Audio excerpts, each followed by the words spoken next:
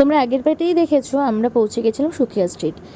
যদিও প্রথমে বাসে যদি বলো যে হোমিওপ্যাথিক হসপিটাল বা হোমিওপ্যাথিক মেডিকেল কলেজে যাবো, ওরা কিন্তু বুঝতে পারে না। তোমাদের ওখানে বাস স্ট্যান্ডে গিয়ে বলতে হবে যে ধর্মতলা থেকে বাস ধরে যেগুলো শিয়ালদাগামী বাস, সেখানে বলতে হবে সুখিয়া স্ট্রিটে নামবো।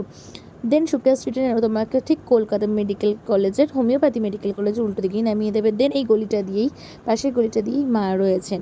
কে জানতো মায়ের এখানে জীবন্ত। তো যাই হোক, সেখানে চলে যাওয়াতে দেখছিলাম দরজা বন্ধ, বেশিক্ষণ দাঁড়াতে হয়নি। মা বুঝতে পেরেছিলেন তার সন্তানরা অনেকক্ষণ ধরে অপেক্ষা করছে, বৃষ্টি নামতে পারে। তাই জন্য না আজকে অলৌকিক কিছু ঘটনাও ঘটলো ওখানে।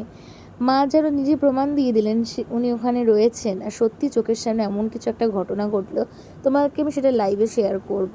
সত্যি তোমরা সবাই যাও, মনের সমস্ত আশা মাকে জানিয়ে এসো, দেখো তার একটা উপকার হবেই।